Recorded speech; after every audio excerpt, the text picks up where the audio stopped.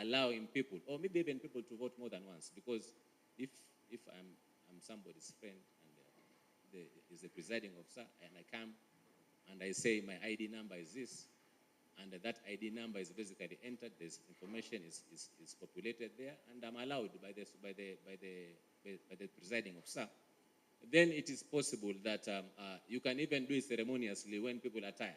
Just keep on entering the ID numbers, passport numbers, and clearing the remaining ones. So you can see that maybe in a polling session you have got 100% turnout, 99% turnout, 98% turnout, which maybe may not be true. So to hedge against that, it is the reason why the Commission is advocating for this. But I am happy that today the stakeholders, the people who have got stake in this election, are here, so that this matter can be deliberated on. And whichever position is agreed today is what the Commission is going to go with. We are not going to stick to our guns. We are going to say that, okay, if this is what has been agreed, then let's go with it. But we must also understand the potential risks that are actually inherent in that process. Now, so that is about why use the KIMS kit to identify biometrically, and to use alphanumeric search as a complementary method vis-a-vis using now the physical register. Now, I think also the issue has been, how can you guarantee us that the technology is going to work?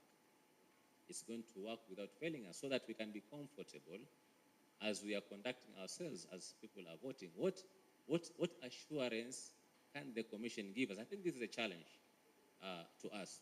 But what I want to state is that, first of all, as we speak, in 2017, we bought 45,000 KIMS kits. And during our checking, because we have got a production factory, we are actually checking all of them to confirm how many are in a good conditions that can be able to be used during election. We actually observed that 41,000 out of 45,000, 41,000 are actually in good working condition. Now, you are also aware that, and this information is in the public domain, that we bought 14,100 KIMS kits. Now, if you add 41,000 KIMS kits to 14,100, you get approximately 55,100. We have also gazetted that the number of polling stations to be used in 2022 election is 46,233.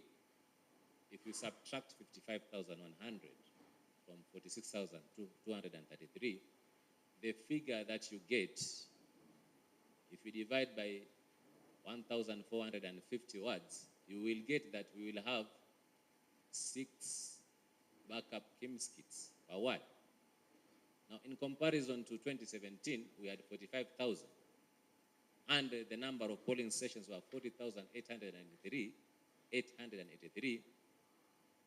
If you subtract from 45,000 and you divide that figure by 1,450, you will find that we had 2.8 backup kits. Essentially, if you round it upward, it's actually 3 kits per word. Meaning that we are going to this election with more backup kits compared to 2017. And therefore, this is to assure you that the mechanism has been put in place to make sure that the system is going to work.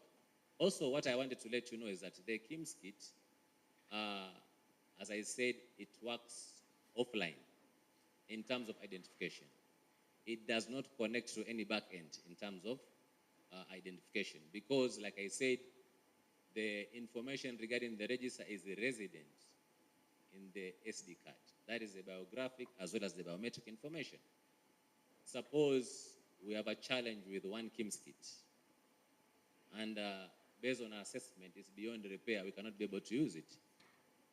The simple thing to do is just to remove the SD card, bring the backup kit, and insert in this new backup kit, and there it is, it's going to work. It is going to pick from where actually it stopped from. And this information, like I say, is resident in the SD card. So there is no cause to worry about, because we can swiftly be able to provide that backup kit, and by inserting the SD card from the kit that is malfunctional in a kit that is working, we can be able to restore very quickly, and we work without losing any time. But suppose we lose time, again, also, the law allows us to compensate for the lost time. So we are giving you all the assurances that the technology that we are going to use is going to work and is going to guarantee free, fair, and credible election. But going back to the issue of physical register, and I want you to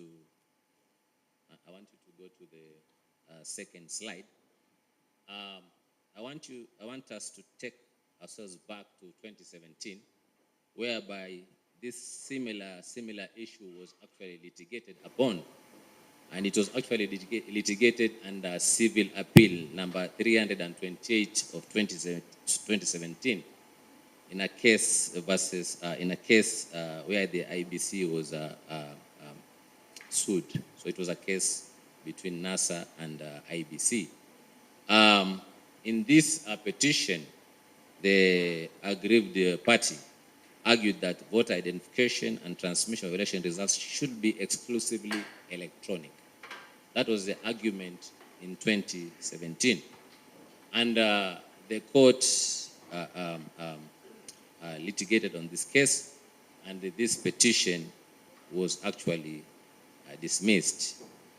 Now, on the same case, the Court of Appeal adopted the IEBC internal memo dated 27th July 2017, which stated that the procedures leading to complementary mechanism of voters' identifiers should include, as stated there, that is, the presiding officer should ensure that voters are identified using biometric features, that is, using their fingerprints. And biometric identification is a primary mode of identifying voters. That is the ruling. And 3, where a voter cannot be identified using biometrics, then alphanumeric search as complementary mechanism will be deployed in the presence of agents. The presiding officer will only resort to use of a printed register of voters after approval by the Commission and upon confirmation that a kit has completely failed and there is no possibility of repair or replacement. In which case the procedures in Regulation 26 of the Election Technology Regulations of 2017 basically applies. I think my last slide on this, and this is basically, like I said, is just to set tempo so that it can elicit discussion between the Commission and the stakeholders. Then why are we saying that we should use? I think I've been very, very clear in terms of why should we use a physical register? Why should we not use a physical register and use the KIMS kit as a method of identifying voters, either through their biometrics or complementary method? One is because, for one, the Court of Appeal judgment actually recognizes alphanumeric search as a complementary mechanism, which ruling, I think, up to now has not been challenged. It is still in force. And 2, like I stated before, the printed register basically creates a haven for conspiracy in the casting of illegitimate votes. So, ladies and gentlemen, I think I've tried my best to explain what is actually at stake here. And therefore, either I should be guided whether now you want to discuss this first, or you want me to finish with the issue of the reverse path, and then the matter can be discussed together. Your guidance, Mr. Chairman.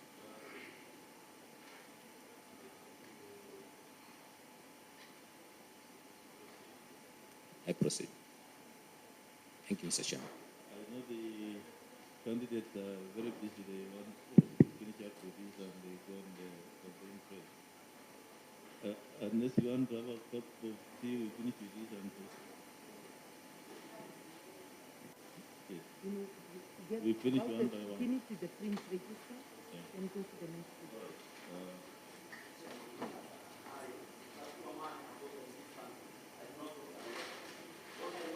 You cannot continue living as slaves in the land of our father, in the land of where our father.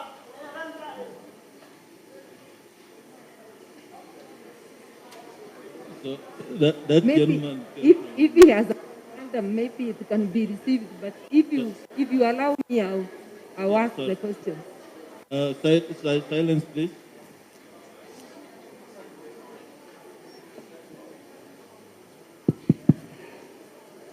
Silence, please.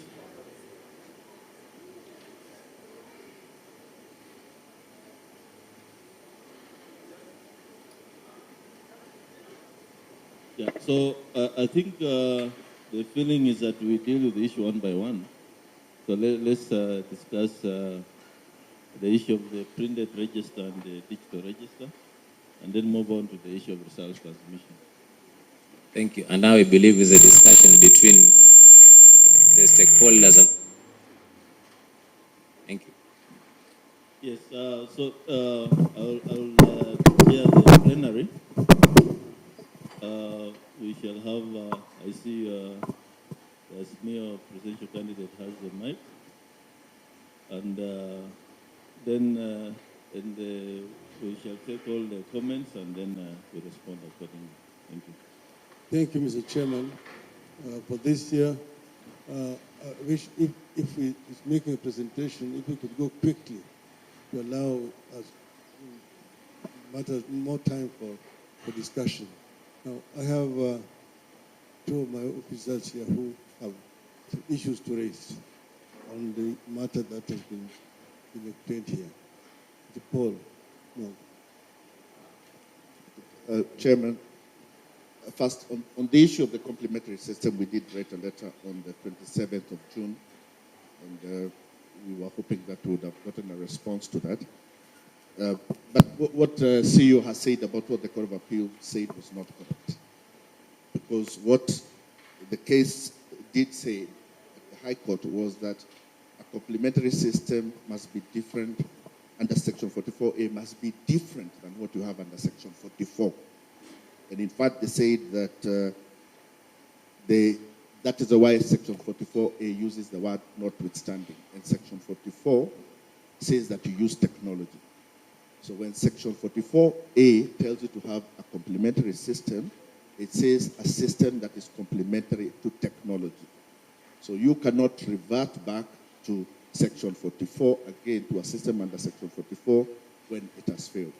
Secondly, what the Court of Appeal did say was that Regulation 69 is your complementary system. And it upheld the fact that you have used Regulation 69 and upheld that is going to be taken to be the complementary system. And if you read that judgment, I will ask you to look at paragraph 27 of that judgment. I think nobody is saying that you use printed registers. We are saying that system should be in place. The law requires you to have that system in place so that if anything should fail, it should be there.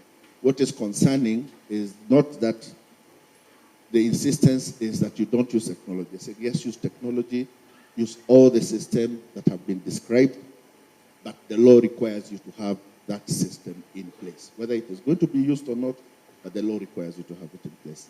Thank you. Mr. Chairman, my name is Saitabao Kanchori, and I'm the National Chief Agent for the Presidential and Deputy Presidential candidates for Azimio. What my colleague Paul Mwangi said is the legal position. In fact, the Court of Appeal decision that the CEO referred to was very clear. I do not want to read specific provisions of that Court of Appeal decision, but the upshot of that decision was that by dint of Section 44A, by dint of Regulation 69, the Commission is obliged, legally obliged, to use the printed register. And the use of the printed register is very specific. It is a complementary mechanism, but it is also a safety mechanism. It is also a safety mechanism in the sense that it is able, the printed register is able to, first of all, confirm that the person appearing before the clerk is a registered voter.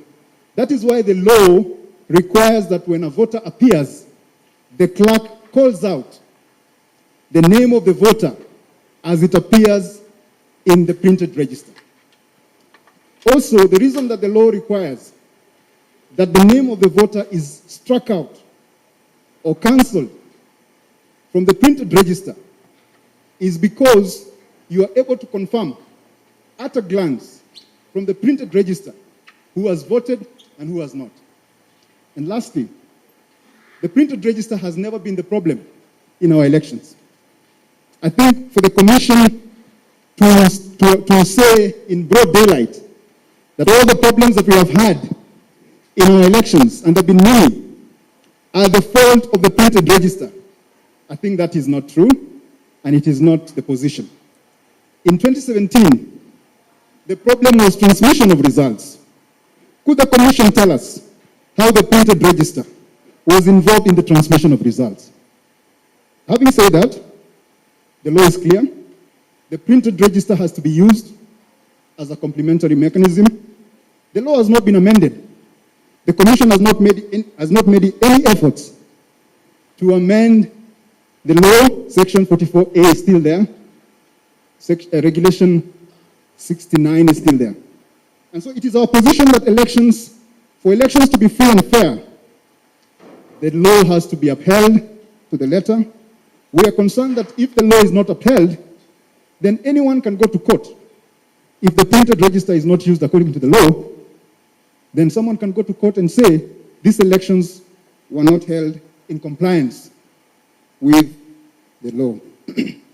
Lastly, I want to give my colleague, George Joroge, to deal with the technical aspects of the register. Thank you very much. The technical aspects. Thank you very much, Mr. Chair.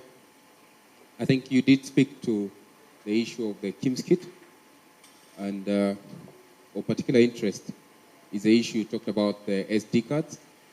Number one, are the SD cards encrypted or not?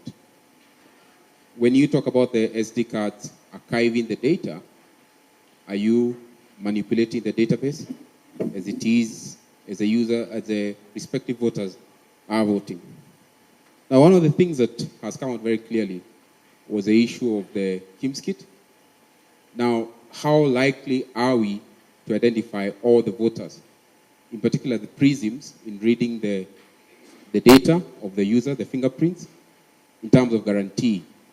As you know, in the 2017 election, we missed about 2.5 million people to be identified on the KIMS kit. The other issue is the issue of the KIMS kit. On your tender for the KIMS kit, one of the requirements was that the KIMS kit must come with an MDM, the mobile device management. Now, this includes the issue of access to the KIMS kit on remote at each polling station. Talk to us on the issue of your connectivity to each of the KIMS kit. Do you have real-time connectivity to it or not? The other issue is on the KIMS kit also, is the geofencing. Is each of the KIMS kit geofenced to each of the polling stations? Now, when you talk about there being KIMS kit that are there for backup purposes, are they within the geofence KIMS kit or not? I thought we were discussing the physical register. Okay. Why don't we dispose of that? Uh-huh. Then we can now move to the other issue. Okay. Otherwise, we shall not finish this conversation. Okay. I'm aware Azimio has written a letter on the KIMS kit. Okay. Maybe the Commission will respond fully but I may also ask our CEO to then address some of the issues raised in that way. Majority of the concerns, as I raised, Mr. Chair, is the issue of the identification of the voters. When you talk of, for instance, the issue of the archiving of the register of the people who have automatically voted, are you saying then the database at each of the polling station is being manipulated? Because when you archive, it means that you have either deleted or you've added somebody else. Okay.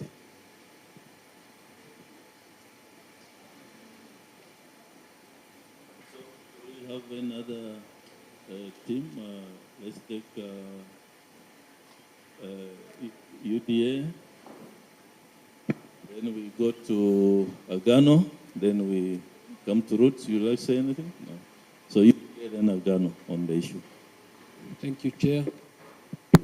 Thank you, Chair and Presidential Returning Officer. And as I said earlier, Josephat Nanok is my name. I am the chief agent for UDA Kenya Kwanza presidential candidate, who is not here with us with his running mate because of a schedule he had done earlier. Remember very well your letter yesterday changing the timing from the afternoon to morning. It was received by us very late, and we even wrote to you to reschedule the time. But I think in the absence of a response from you, we were forced to come and represent him. But he may catch us with us. There was no afternoon session. The letter of invite talked of 9 a.m., so there was no afternoon session. But okay, you're joining us if we're continuing. We've listened to your presentation. We've been discussing internally with the running mate, the candidate and the running mate on the issue of the register. And we think that there's a very strong case to maintain the electronic register as the Commission has suggested, because our bigger interest is the credibility and transparency of this election. And I think that is very critical. You have given us an assurance that you have sufficient KIMS kits, and in fact, even an extra 6 which are a backup. We think this is fair. I don't know what the discussion around the printed register is all about. If the electronic one can be able to provide the transparency required and be able to be accessed by all voters, except in the stations which the Commission informed us, 1,111 polling stations with no 3G. I think we would like to know the assurance that this will be done in these stations, but also in the event of technology failure. How are you going to be addressing this? Because that immediately creates concerns if this matter isn't addressed. And then we also noted that you've recently gazetted the registered voters per ward. We are yet to see the gazetted register per polling station, so that we be contented with the numbers of voters you'll be registering per polling station in the various KIMS kits. Thank you. Yes, you want to add?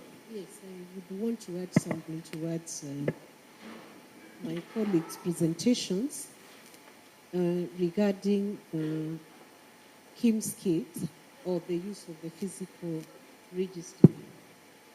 It is true that the physical register does open opportunities for people to walk in, pretend they are being verified from the physical register when they have not been identified through the KIMS kit, and as a result of which you could have many unregistered voters entering, or voters not registered in specific polling centers, entering into the stations, accessing ballot papers and voting by avoiding or circumventing the KIMS kit.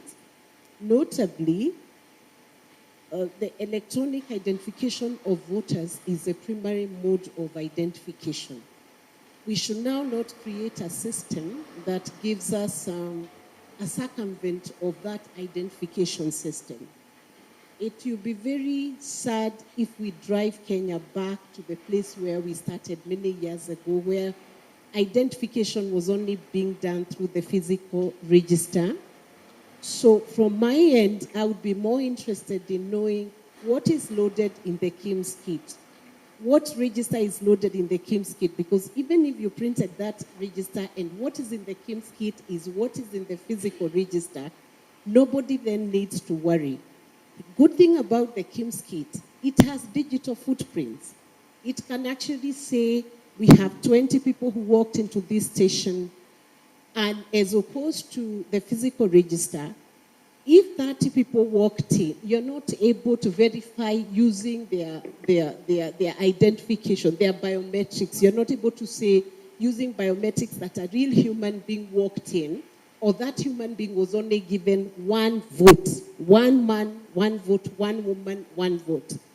The physical register would open opportunities for one person walking in, purporting that the KIMS kit has not identified them, purporting to use the physical register, and thereby allowing even one voter to vote 5 times within a station. So for me, I think it is important we keep to the KIMS kit. It has a complementary method, and it is preloaded. In fact, what I think IEBC should be doing right now is opening the system of what you are loading into the KIMS kit. The political parties would want to know, are you loading the correct registers into the KIMS kit?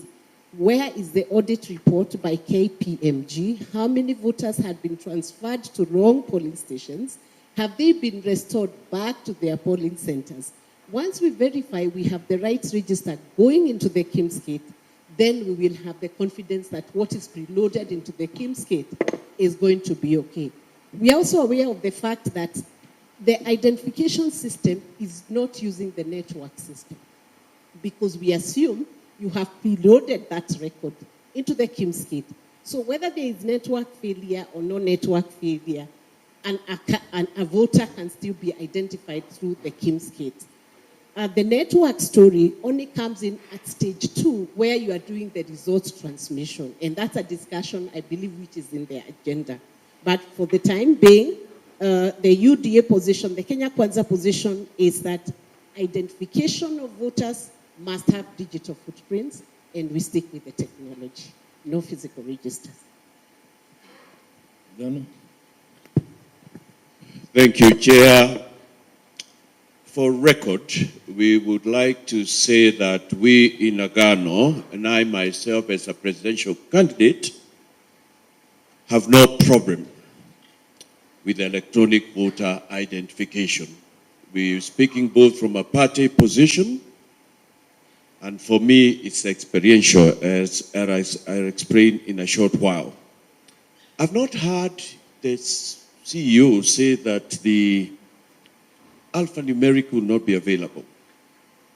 I've heard, and maybe this can be corrected, that depending on the circumstances, yes, it will be looked into, and that should give anybody, it gives us comfort.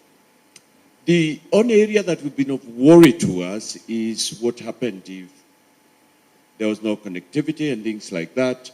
And you have said that it will be able to work, and it works offline. You have said you've learned that from the 2017 mistakes, and you're no longer in that space. If I can backtrack a little, everything is going electronic. Even for those of us in any space, I'm in the legal profession, and any opportunity to do things electronically, we are running to it. It's the way to go, and there are a lot of quotes and sayings about electronic, including, and this has no reference to anyone here, that it's only a fool who would, given the two choices, who would not choose electronic. I have been a victim of the alphanumeric myself, particularly in the last election. If there is a system of, I know a colleague out there said, the print register has not been the problem, but for me it has a problem and particularly in the year 2017, I was running for Senate in Lamu County. And everybody knew I had got that seat. Hata wale walikuwa wananipigia kura walikuwa wanasema, wakili, hiki kiti ni chako na hiki ni cha watu kama wewe. Uende kule kwa seneti, mkutane na Senator Amos wako, mawakili wenzako, Senator Orengo. But lo and behold, what happened from the alphanumeric in Pate, in Kiunga, you name it, in Boni, in those places where I couldn't reach, I woke up one day and I learned there are levels of rigging. Finally, but there were also additional measures, like what has been referred as uchaguzi wa vifaranga, you know, where a senator who has a knack of fighting every woman who crosses his way got in instead of me. Finally, also I know that worked, but I'm saying if there is anything that cannot be abused. And this also has to do with identification cards. And my one of my colleagues here will just say a very quick vote. I think for us, we are saying, even the court is changing its own position. I must acknowledge, learned friend, Paul, I have not looked at the authority. You could have wrote in between the lines. But I sense in another election, if there are holdings as to what you said, I don't think next time the court would hold what it has held in respect of it would uphold the rules you have referred to and sections as being sections that should bind the fact that the world is going electronic. So for us, and for me, I want to say to you, this is the way things are going. No judge, no court in my respective submission, living in my generation, would not consider what an old English judge said, consider the circumstances, the political and the social, economic times of what we are living in, and come to a ruling that all things put on the level plane will make a ruling on the basis of the electronic. It's a way to go. It will be easier. It's more verifiable. But let my colleague mention here another experience, and then we can move on to somebody else. Jane, please, if you may. Okay, thank you so much. My name is Jane Mudiga. I'm the organizing secretary for Agano.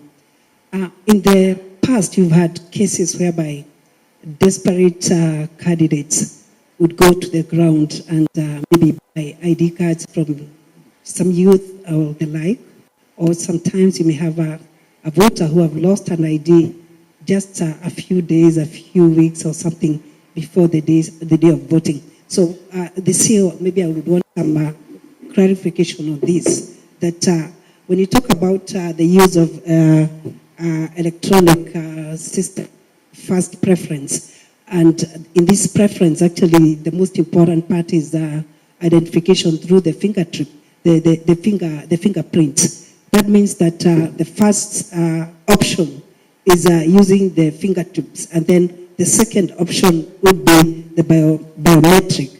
Would only go for complementary, where you need to produce the ID as the very last resort. So that means that you are assuring Kenyans that we could actually vote. You don't have to really, miss voting just because you don't have an ID. It's a clarification I want to get. Thank you. I think a number of issues have been raised. Marjan and Professor, would you want to address some areas around possible manipulation of the register and the KIMS, when you archive the data, and other areas? Thank you. Take up the issue of whether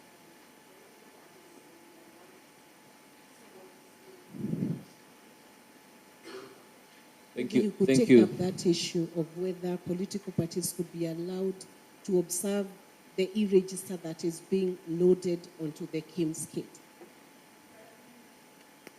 Thank you.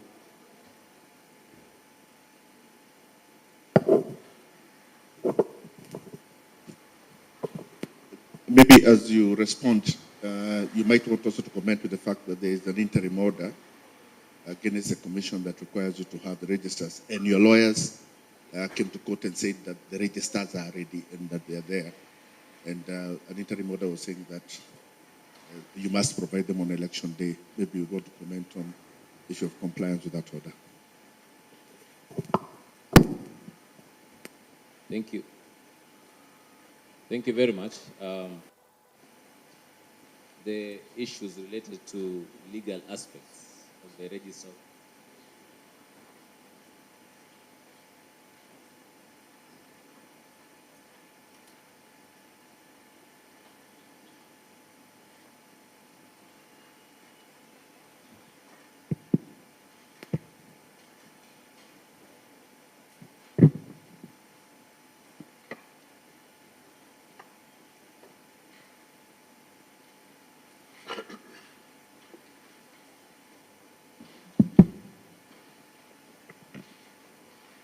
Thank you very much for your questions and clarifications. Actually, for me, it means you are paying attention to what we are discussing. And so on the issues, matters legal, issues related to Section 69, Section 44, and the issue of the interim orders that we've just been advised. I think our legal counsel, Mr. Oye, is there. He will be in a position to address. Let me address the other issues that were raised in relation to use of KIMS kit. The first question was regarding the issue of SD cards.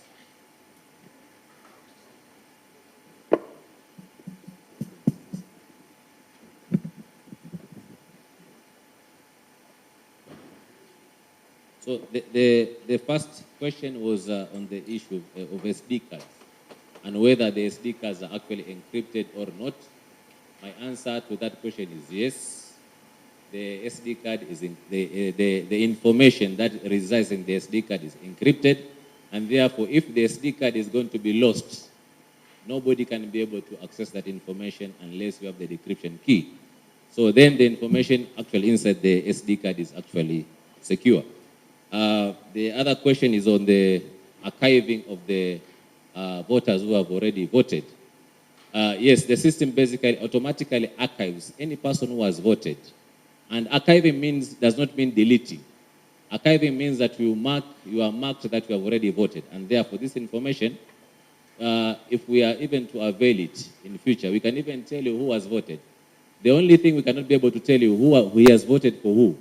But in terms of who has voted, what is his age, what is his sex, what is the sex, and the rest, that information can be provided. How effective is the KIMS kit in identifying? How did it, I think we all know, and that we did not have any problem in 2017 in terms of identification. In fact, I want to confidently say that by 5, almost all the voters who had turned up the polling station had been identified. Maybe at that particular time, we were also using a combination of the KIMS kit and the physical register. But in terms of identification, it worked very, very effectively. We never had any challenges. And in fact, you alluded to the fact that the problem is not even identification here. The problem is results transmission. That is what you said. So therefore, we did not have any challenge in as far as identification is basically concerned. Then the other issue was in the tender document, it was indicated that the technology will come with a mobile device management system. So is that mobile device management system there? My answer to that is yes. The mobile device management system is there, and you can be able to use it to poll all the devices that have actually been deployed for the purpose of this election. And we are ready to provide you with all the information regarding the kits that are going to be deployed. And therefore, you'll know which kits have actually been used for the purpose of identification. And not just identification, but also later on, they are going to be used for the purpose of results transmission. Then the other issue is regarding Are they going to also be real-time? There's going to be real-time connectivity or not? I wanted to restate the fact that I said that for the purpose of identification, the KIMS kit is going to work offline. But remember, the KIMS kit also has got two SIM cards, the primary SIM card and the secondary SIM card, which is basically the backup. This KIMS kit, in order for the MDM to poll them, they must be also be accessible to the device. And therefore, the MDM will be able to poll using the connectivity.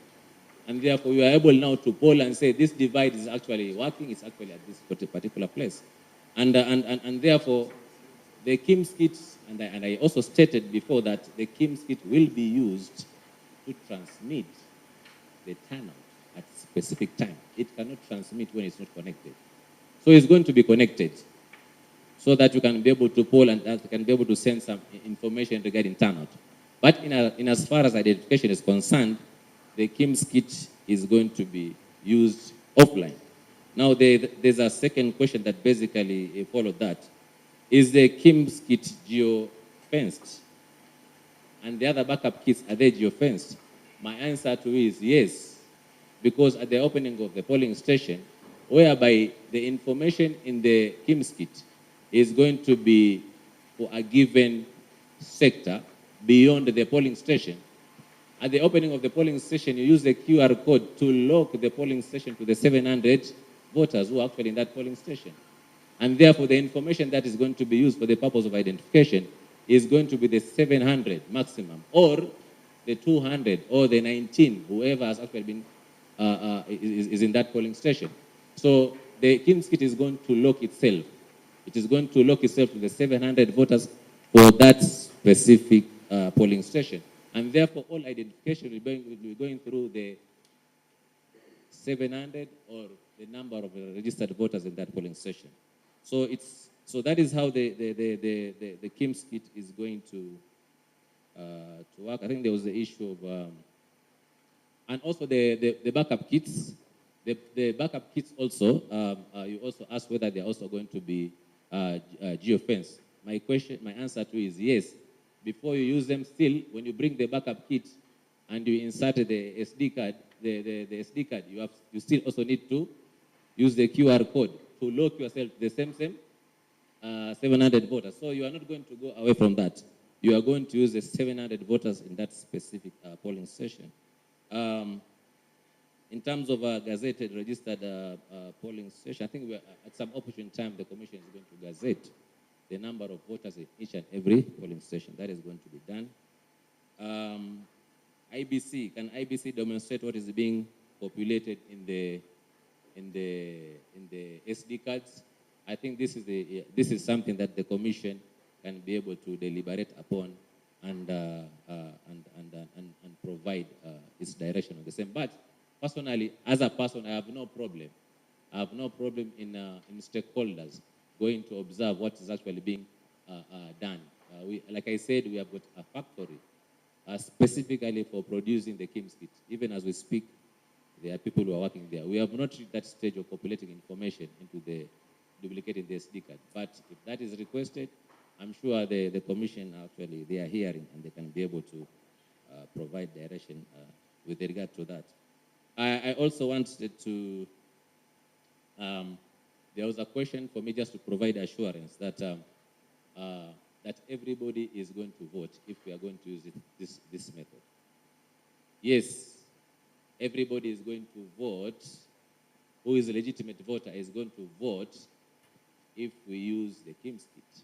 So as long as you come with your identification documents and you present yourself there, because that is the only way we can be able to positively identify you. Like I said before, the default method is to use your biometrics, your fingerprints. But if it fails, you will still give us your identification document. We will take it, enter your ID number or your passport number into the KIMS kit, and it will retrieve your information. Once this information is retrieved, we can be able to see who is there. Remember also, there are people who don't have fingers. They don't have hands. So does it mean that they are not going to vote? They are going to vote because we are going to use that method to identify them. And once we identify, we can be able to see them. The picture is actually there, and therefore they will be allowed they'll be allowed to vote. There was the issue of where there is no connectivity, what happens. I think we are going to talk about that in terms of results. But I wanted to let this meeting know that as a commission, we are not saying that the physical register should not be used. We are saying that if we are to use a physical register, it should be the last resort, whereby all the other methods have actually failed. And therefore, this should basically be the discussion. Thank you very much.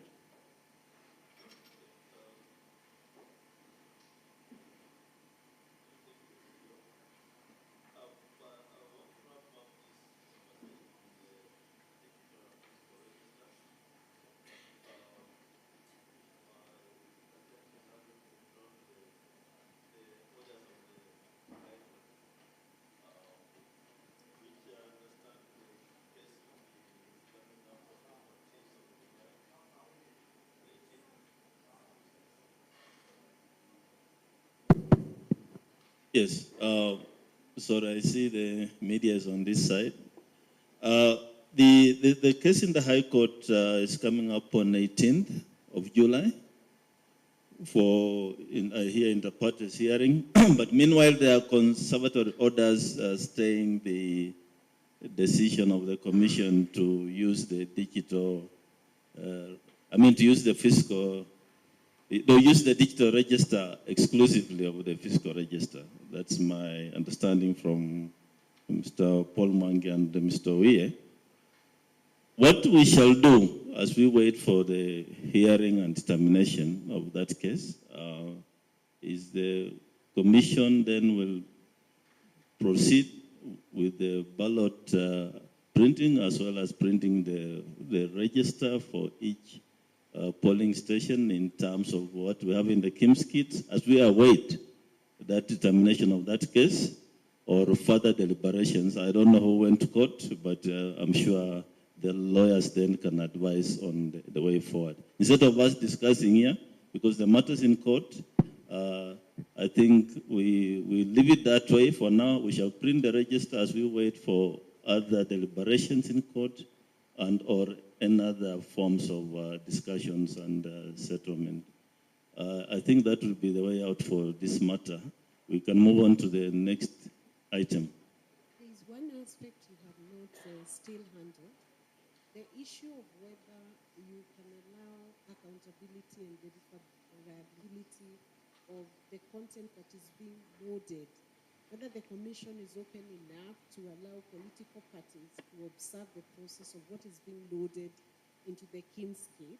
Yes, I got your question. I thought the CEO attempted to answer it. We have a factory where we are processing the KIMS kit. We can ask the presidential candidates to join me on a tour of that factory. You'll observe what's happening. We have not reached the stage where we are loading the data, but the kits have been being prepared. And any time now, we can agree on a date when we can tour, maybe then we can be able to be on the same page. I think that would be good for transparency of the process. So, yes. Presidential candidates or their agents, that's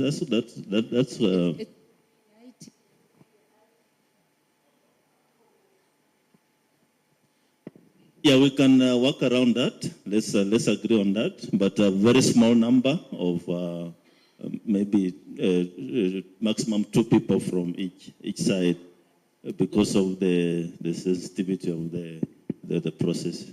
So we are open to that. I think the team then, as CEO, can liaise with the good things that you are not many, so we can arrange this quickly. And you're all here.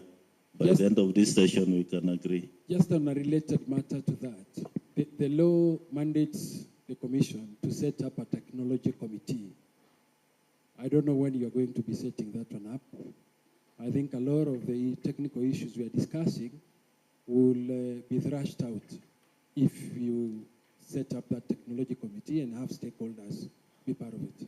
Okay. 2017, we had a committee, and somebody went to court. and that provision of the law was declared unconstitutional. So that committee was ceased to exist. So we shall not have a committee with the stakeholders, but we are available to engage, and you work with us this journey. So we shall arrange that team by the end of today. We shall agree which date we are going to the factory, and we see the processes ongoing there. So thank you. Can we wrap this up? Mr. Yes. Chairman, I just thought the neater way to wrap it up. What is being questioned is not identification, electronic identification. It's the issue of complementarity. So our ending note should be, it's quite clear that the primary method is electronic. The issue now left open for the court is the complementarity, so that we are clear and we move on. And we'll appreciate short, precise interventions, short, precise answers, so that we can finish. Just one last thing, Mr. Chairman. You know, it is on record that in 2017, 2.5 million voters were not identified through the KIMS kits. And those KIMS kits in 2017 were still new. We have been keeping them in storage for the last 5 years. We have already been told that 4,000 of them are defective. 4,000 out of 46,000 is a big percentage. So therefore, we really are not saying we are opposed to technology. In fact, we are not saying that technology should not be applied. But what should be noted also is that our elections are not 100% technology-based. Technology is a small part of this election. The rest of the election, by law and by practice, is actually manual. The casting of the vote is manual. And a big part of it is actually the casting of the ballot. So therefore, we are not saying we have a problem with technology at all. We also know, Mr. Chairman, that these gadgets... Are we reopening the conversation again? No. On the it's just to expand the areas of conversation. And, you know, these gadgets will be used by human beings. They will not use themselves. And we have a concern, Mr. Chairman, concerning the personnel that has already been appointed by this commission. That concern was expressed by our presidential candidate in his letter to the commission on the 5th of this month. Mr. Chairman, we have noted some very worrying trends with ethnic imbalance of returning officers both at the county and at the constituency level. This country is a country of at least 50 ethnic groups. 50 ethnic groups. But we have noted that out of 47 county returning officers, nearly 10 are from one community. Out of 47. Can I give some direction here? Out of 200. What you are raising now is a totally new issue, which we have no problem discussing, but I thought we need to move in a structured manner. Let's finish with the agenda of the day, and then we can address that issue. And I remember addressing it in the correspondence between Azimio and ourselves. We can revisit it now and make clarity on it, but I suggest we finish the agenda of the day. Yes. Yeah, then we can deal with that. That's an issue we want to put on record today. Yes, I have no problem with that. We are here for you. But let's just finish the issue of the results path, then we can take a note of, you can complete that line. Thank you. Yeah, Marjan, please proceed on the result path. Then if you have any other question, please hold it so that we can move in a structured manner. I agree that the primary identification is the biometric, the commission will prepare the registers because we don't have time to wait for the outcome of the court. We shall run out of time. The decision then to make is subject to the court judgment or ruling, whatever will come out, is whether to use the register in the manner we used 2017 or whether we shall have the register at the polling stations, and if it's required, if the KIMS kits fail, then the commission will have to make a decision whether to use it or not. I think those are areas we can revisit when the matter comes up in court. So, Marjan, proceed. I'm trying to move this meeting forward, and I know we have the ladies and gentlemen in this room, you want to run out and start seeing your voters out there, so we don't want to be here the whole day. Is it about the register? Chairman, and I do apologize that I had to interrupt, but I appreciate the fact that you agree that you will prepare to have the manual register as a backup, as a secondary document, should the courts uphold and extend their current interim orders. But as we say that, we need to agree on what are the protocols. Because by the time you escalate to fall back on the secondary document, which is the manual register, it should be agreed that this will happen. All agents will have agreed. It's escalated to this level, and approval will come at this level. So it's just not there for you when people feel like it. There has to be protocols agreed here on that point. So I hope we'll work on that going forward. Thank you. Your comment is noted. Thank you.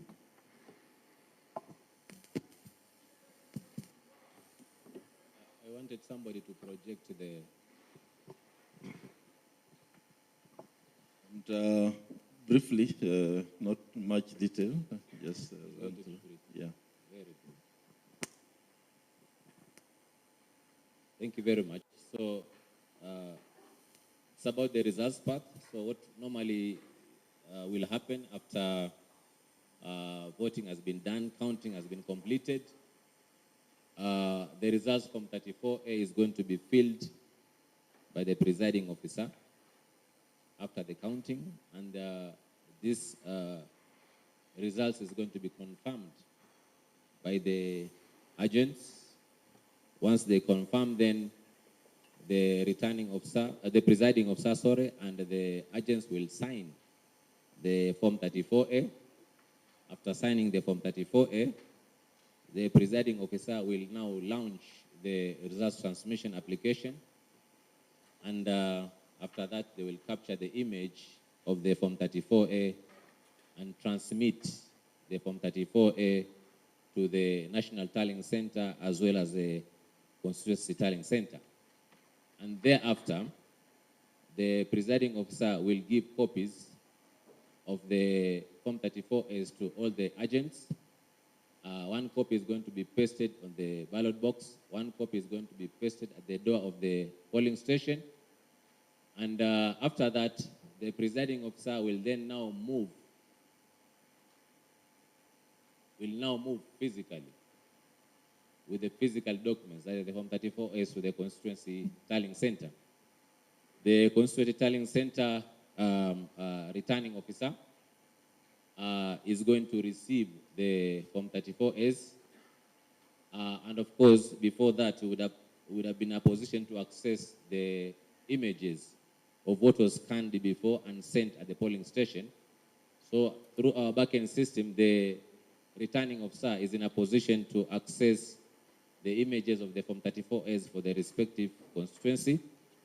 The returning officer, even as they are waiting for the physical copies to come, they will basically populate the information using the image to the Form 34B.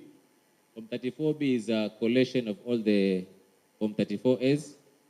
Once all the polling stations have been populated, we will use now the physical copy to verify, again, entry one by one. The physical copies received will be used to verify all entries in each and every polling station in presence of the political party agents. Once that one now is done, Then the agents again will sign the Form 34B plus the returning officer and the deputy returning officer. Then from there, the physical copies again will be taken by the returning officer to the National Tallying Center returning officer, who is the chairman. And I wanted to just state maybe what is going to happen at the tallying center. We will have of course, when the presiding officers goes to the constituency tallying center, they will go with 6 ballot boxes, presidential, governor, and the rest. So it will be expected that he will have to work and make sure that all those announcements are basically made for each and every polling station, because the returning officer for each and every polling station results come, he must be able to announce that. And therefore, will be expected to announce all of them. But because of the importance of the presidential results, this time that's why we have recruited two deputy returning officers. So the returning officer can now be relieved to take the physical copies to the national returning officer. And the national returning officer also will be in a position to access the scanned image of the Form 34S. And also, if they want, they can be able to start preparing their Form 34C. But a suffice to say that Form 34B, the soft copy, will also be scanned and also be transmitted to our backend servers. And therefore, what is going to be available for the purpose of public and for the purpose of stakeholders is going to be the scanned copies of Form 34As as well as Form 34Bs. And at the National Tallying Center, they will be handing over and taking over of the physical forms that have been received from the returning officers. The chairman and of course his team, they will actually use the Form 34Bs that have been brought to them to verify all the entries of the polling stations using the physical Form 34As. And after verifying all of them, they will now be able to prepare Form 34C. Of course, as they do that, they pay attention to any errors that may actually occur. These errors are going to be recorded in error collection form, and this report is also going to be presented. In essence, the National Returning Officer must satisfy himself that all the entries in the Form 34Cs have been physically verified by the Form 34As, and that the agents present are also going to validate the same. And finally, then the Form 34C is going to be signed by the National Returning Officer as well as the political party agents. It's only after that then the chairman can be able to declare who is the winner. Suppose there is no winner because no one has met the 50% plus 1 margin and the 25% of the majority county, then it means that a runoff is going to be there, and the chairman is going to declare accordingly that in the next 30 days, then there's going to be a runoff. So that's a simple projection in terms of how the results is going to be sent from one point to the other. Thank you very much. In all this, what we are saying as a commission is that all the presidential candidates, we are encouraged to have agents in all polling stations. Your agents will have copies of the results. Please train your agents, find a way of also doing your own tabulations. We also had a meeting with the media. A fraternity will be deployed in the 290 constituencies. For purpose of transparency, the results belong to the people of Kenya.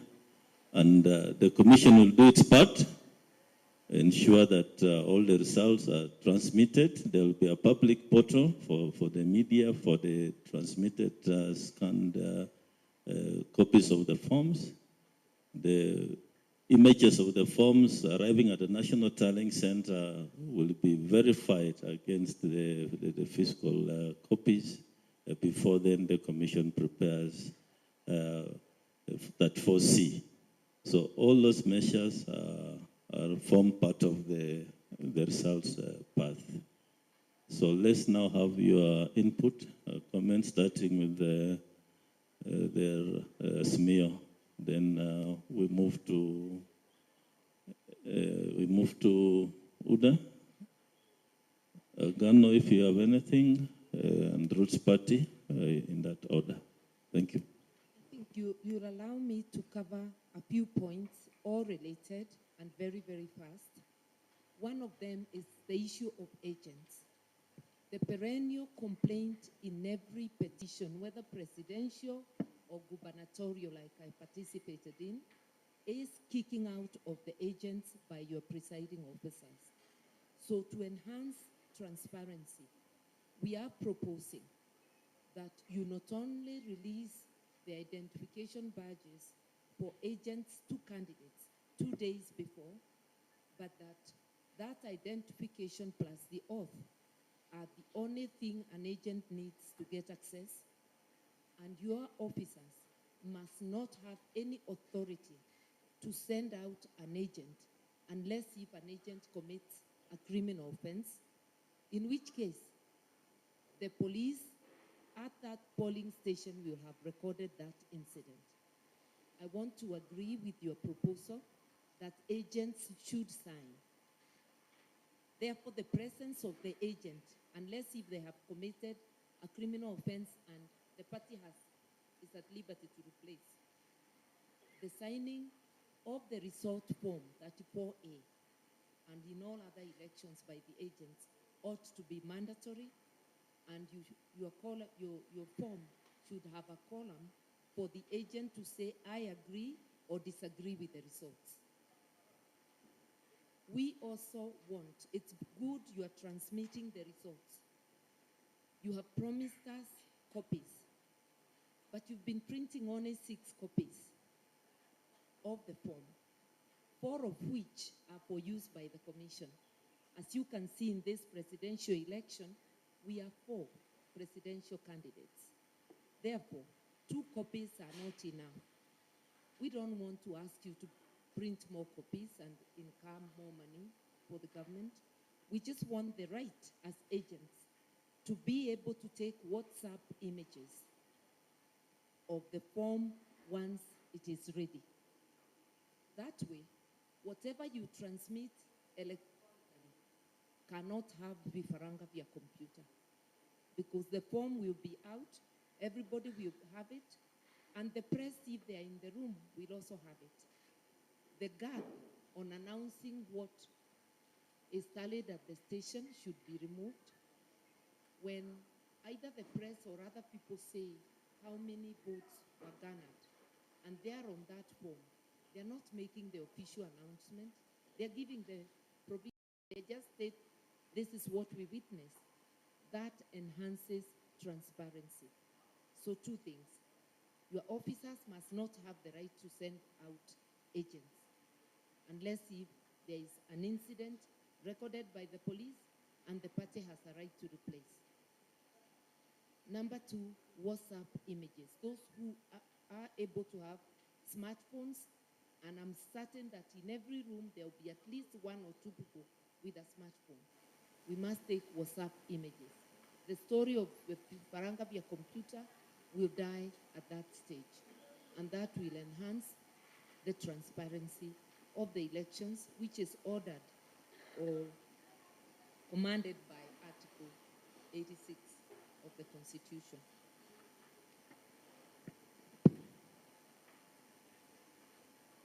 On the door. Oh, sorry, only one point. I'm being reminded by my principal that the order of counting in every polling station, it should be clear that they start with the presidential ballot. They don't always do so. I've been at polling stations where it is not done that way. So let the commission be clear. And finally, people commit deliberate electoral offenses. That is employees of the commission, and they hide behind the word commission. We want to request you to unequivocally and publicly tell your officers that anybody who violates the electoral code deliberately we will face the law individually.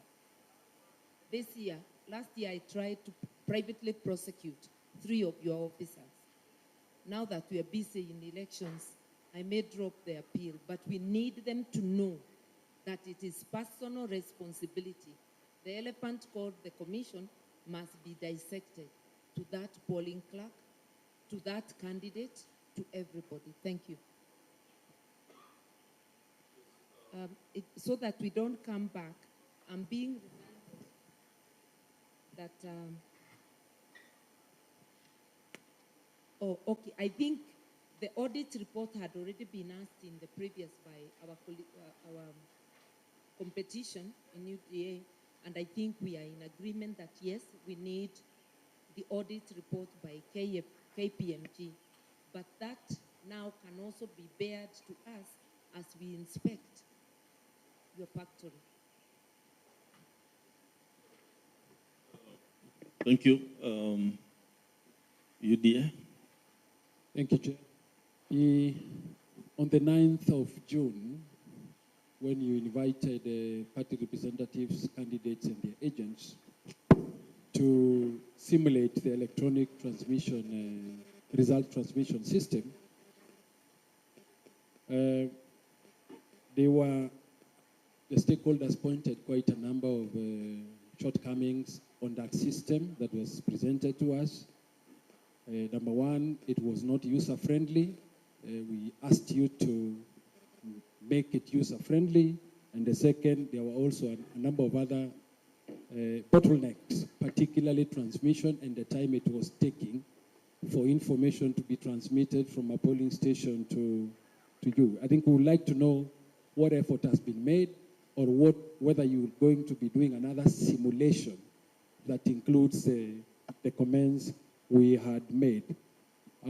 Second, we fully embrace the system of the results forms pathway that you have presented. The bigger concern is on the transmission of the results from the polling station direct to the National Tally Center. And we will ask the Commission to share with the chief agents the GPS coordinates of all the KIMS kits. I think it's critical so that we can know it is actually the KIMS kit that was deployed to that polling station that is transmitting, but also provide a backup access to chief agents so that they are able to confirm the GPS of the KIMS kits as they transmit the results. We will also want you to make assurance not only to us but also to the public on the public portal will be accessible even when many Kenyans are logging in. I think we need that assurance that information will be available at any particular time. And of course, I know the Commission has asked parties to have one agent in a polling station. We are asking you allow candidates also that are going to be in this election to be able to have agents to represent them in the various polling stations where voters will be voting. Thank you.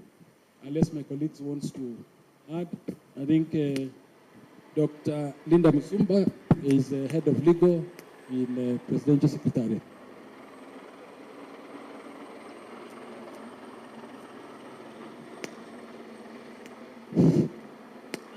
Chair, I don't know whether you can hear me, but during the 2017 petition, the question arose about the presidential, ballots, being more than the others, and then the issue arose that people are preferring to vote for the president rather than the others. But the question arose, what happens to the other five? Say that again. There's a bit of noise here.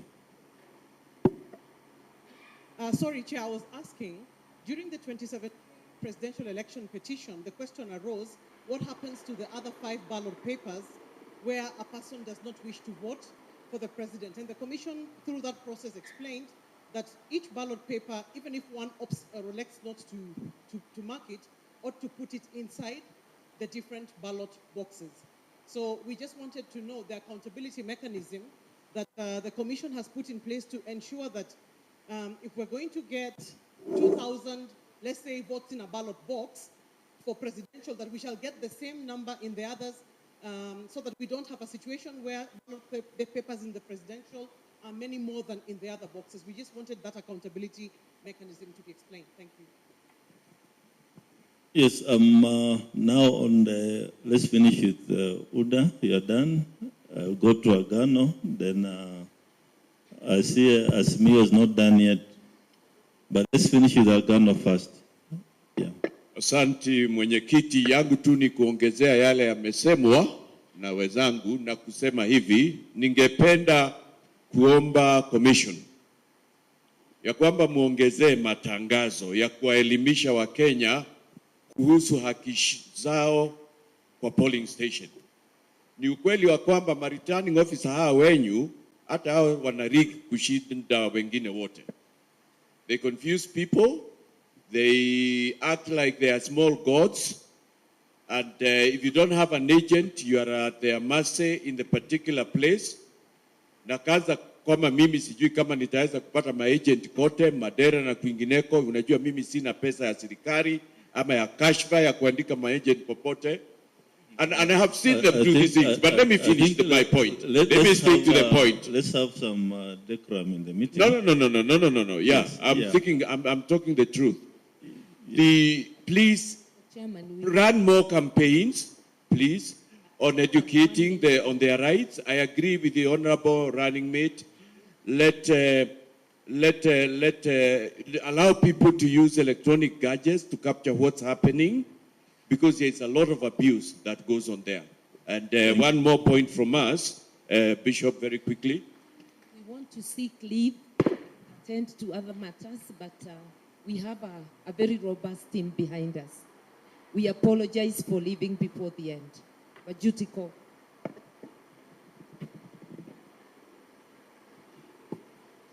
Yes. Thank you, Chair. My question is just direct to the point. CEO has just told us that every Kenyan who is legitimate to vote has right to vote. I don't know what arrangements are in place regards the people who are likely to be in the hospital or possibly they are not fully incapacitated. Others are aged at home. What are the arrangements to have them receive their legal right to vote? Thank you. Yes, we want to deal with those comments. Mr. Chair. Is it about the results? Yes. Yes, transmission, yeah. Mr. Chair, you talk about 1,111 polling stations.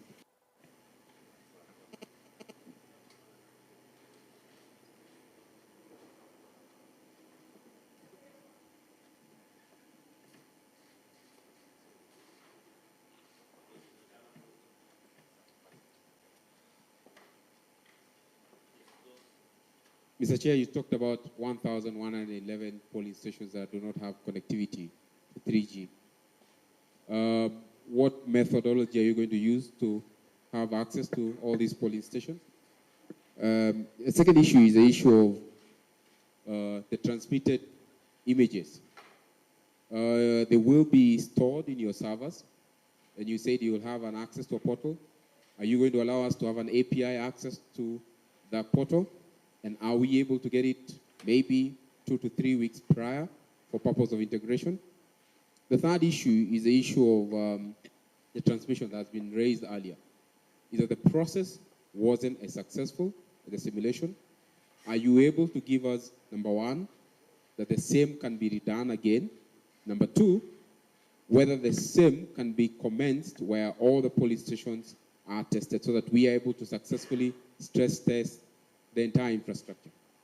Thirdly, in the 2017 elections, there was the issue of the servers. Are we having our data stored locally, or is it being hosted outside? And if it is stored locally, how certain are we that the entire transmission from the entire 46,000 polling station will be successful? Additionally, Mr. Chair, just on the earlier issue of the KIMS kit, you did transfer from the old infrastructure provider to a new service provider with the Smartmatics. How certain are we that the entire data that was originally stored by the earlier service provider has been transferred? This in regard to the biometrics data. That information has it that it was not successfully done and was not successfully ported. And in that issue, if it was successfully ported, are you able to provide us a data destruction certificate from the earlier service provider, guaranteeing that the entire data that was originally stored by them has been destroyed so that the new service provider has access to that?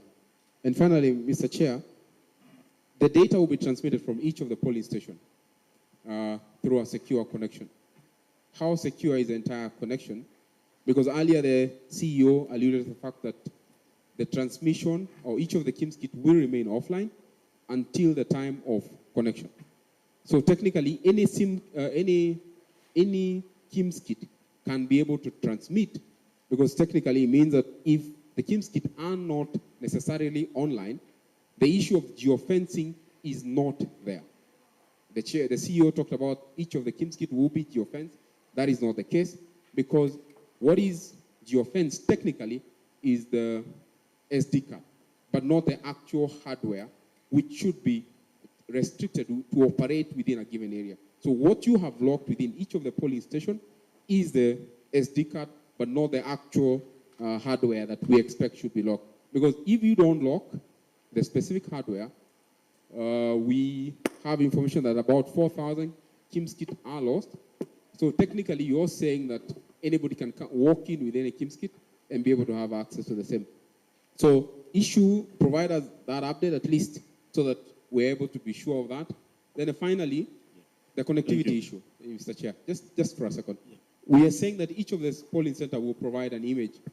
I mean, the capability of each of these networks transmitting more than 24 GB of data within any given time, owing to the fact that every one of them will transmit data at one given hour, will be impossible. In the last 2017 election, the biggest challenge was that the data was transmitted at the given time and was text data. This time it will be image data. So if our infrastructure cannot have the capability to host this data on real time, we'll have a serious crisis. There's a possibility that your data centers will not support this capacity, and we would like the same done with an actual testing. If the last testing wasn't successful, can you show us by a demonstrable test that is actually going to work? Thank you, Mr. Chair. Thank you. Lastly, Roots Party.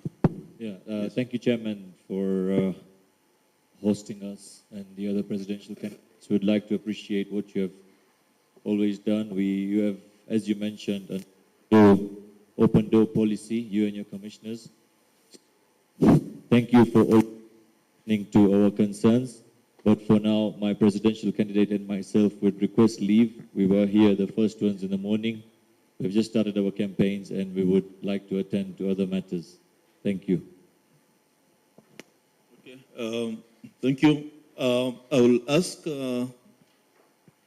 Professor, you and the CEO and anybody from the technical team to make comments on the issues that have been raised. But just suffice to say that at every polling station, we shall have sufficient result forms for all the agents of presidential candidates who will be in attendance. Yeah, only 4 presidential candidates, and 4 forms will be available in each polling station. So, but again, as a commission, we shall allow transparency. The media, yourselves, your teams can take WhatsApp images of the results. We have no problem with that. Tabulate your results, come to the National Tallying Center with your results, so that we compare what we have and what you have. That's what we are saying for transparency purposes. Professor Marjan.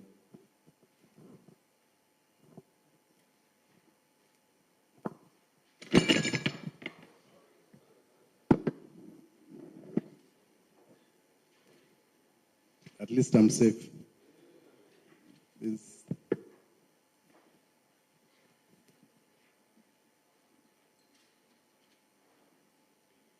There are a number of issues. I will only respond to some.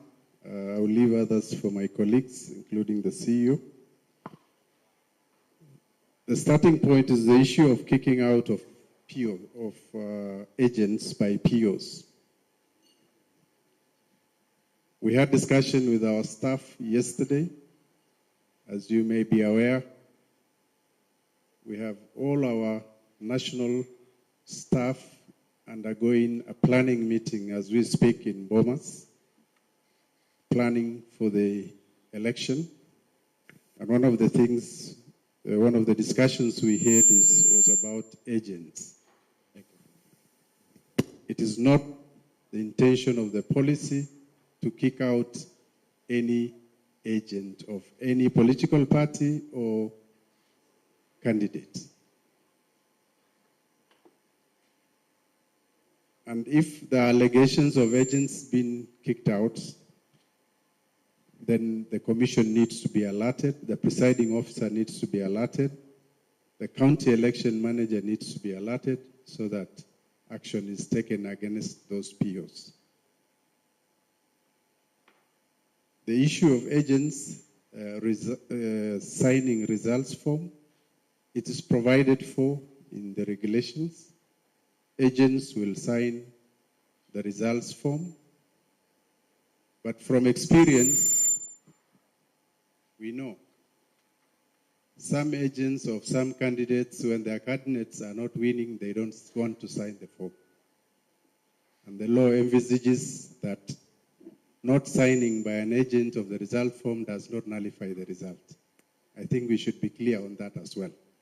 Okay? The issue of agents taking pictures of the forms, I think we discourage pictures in the polling stations because we want to preserve the sanctity of and the privacy of the voter. And if this can be done in a manner that does not expose, then the commission can have deliberations with stakeholders and see how that can be provided in terms of just taking an image of the result. We can discuss how we can do it. I don't know whether the legal team of IEBC will be in agreement, but I think we can discuss that. Okay? Result transmission simulation challenges. I don't know, somebody has a hand up and I'm still responding. Thank you. Just one interjection. I think the issue of saying that we cannot have cameras in the polling station because you want to respect the sanctity of the secret vote. Nobody's taking pictures in the booth where the person is. That is where it's not allowed. But in terms of taking the result form or taking a video of the returning officer making the announcement, I think we are permitted to do that. I thought I said we will sit with you guys and agree on a protocol. Is that a problem? Okay? I didn't say otherwise. Okay? In terms of results simulation, of course, it was a simulation, and a simulation is to test. And when you test, it can either pass or not pass. We did a simulation. There were a few challenges. One of the main challenges was that all our MNOs, mobile network operators, were not on board. They had some logistics in terms of moving some of the kits to the far distant counties where the testing was to, result transmission was to happen. So we had a few challenges, and we had internally said we will redo it again. And so when we are having learned lessons from that, the challenges that we had, so we will advise you accordingly.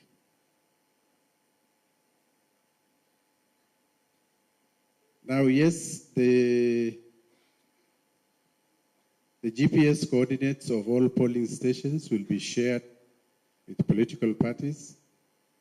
We actually gave GPS coordinates to the Communication Authority, and that is how they mapped out polling stations or polling centers that are outside 3G coverage areas.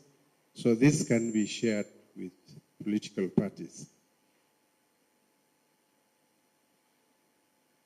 Public portal accessibility, I will leave to Marjan to address that. In terms of agents, one agent per party not being enough. We have classrooms as our polling stations. And you know our primary schools, how small the classrooms are. We have elective positions where, for example, in MCA, in the last election, in the range of 40 candidates. Just one elective position. And we have a huge number of independent candidates. So if each candidate is to have an agent, that classroom will be congested. Again, we need to have a discussion on how to better manage the agenting process so that the poll officials and the agents can be accommodated in the classrooms that we have. It is not our intention to shut out anybody's agent, but we need to operate within the spaces that we use as polling stations. Now, the question was asked, how do we ensure the 6 ballot papers that you give to a voter is accounted for? It is the Commission's desire that ballot papers issued to a voter are all placed in respective ballot boxes. We've even made it easier to match the color of the ballot paper with the lid of the ballot box. And this is for purposes of ensuring that the voters are guided. And part of our trainings is to ask our presiding officers to ensure that ballot papers issued are put in respective boxes. If you don't want any candidate, leave it blank, but put in the respective ballot box. But sometimes the reason earlier on when we were discussing the issue of the register, the reason why we are saying putting more emphasis on the digital register is because when there is this manual register, if in that particular locality is a stronghold of a particular, for example, presidential candidate, and if they cannot agree on the other seats, at least they agree on a presidential candidate. So in that respect, they may issue ballot papers of a presidential candidate and put in the presidential ballot box. And they may not bother with the others. So this sometimes makes a disparity between the figures of voters for presidential and the other candidates. And hence, it's part of the reasons why we are saying, let's have more on the digital. Our focus should be more on the digital register than the ballot, the physical ballot paper, ballot register of voters. So we will train, it's a matter for training, we will train our presiding officers to ensure that the 6 ballot papers issued to a voter are all accounted for in the different ballot boxes. There were issues about somebody asking people in hospitals their right to vote. I think there is so much the Commission can do. We have designated, gazetted polling stations. We cannot convert every hospital bed to be a polling station. And we have no capacity to bring every 6th patient in a hospital to come to a ballot, to come and vote in a polling station. It is a shared responsibility. As Kenyans, if you have relatives, friends that are able, that can be taken to vote, we will be more than happy to welcome them to the polling station and to facilitate their voting. Reference was made to the 1,111 polling centers with no 3G and perhaps what arrangements we are doing. We've had similar incidents in 2017.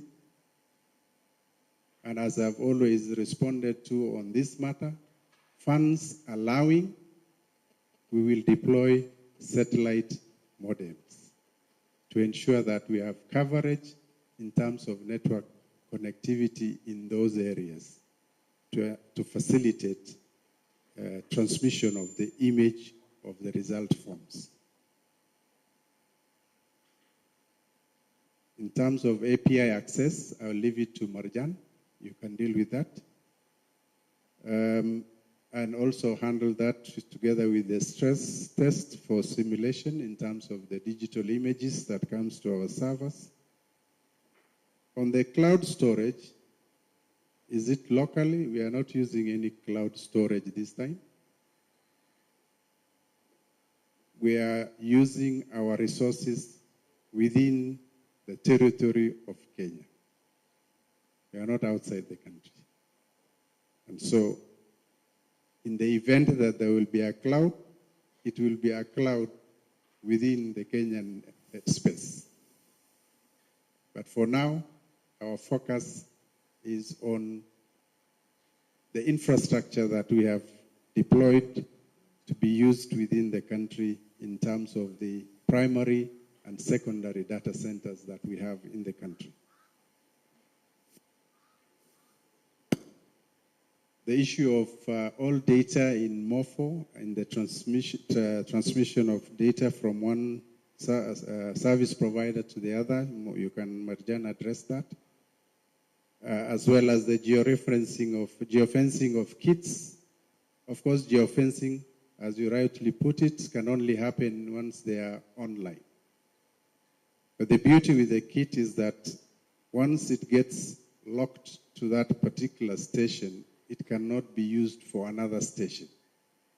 And because there is also a SIM, and if this SIM is active, we also need the kit to transmit voter turnout data at intervals of 2-3 hours. So ideally, the kit should be connected to enable that transmission of that data. But for purposes of the register, we already preload it, and we do not need connectivity to access details of voters in terms of identification. So I think I'll invite Marjan to finish off the remaining questions. Thank you very much.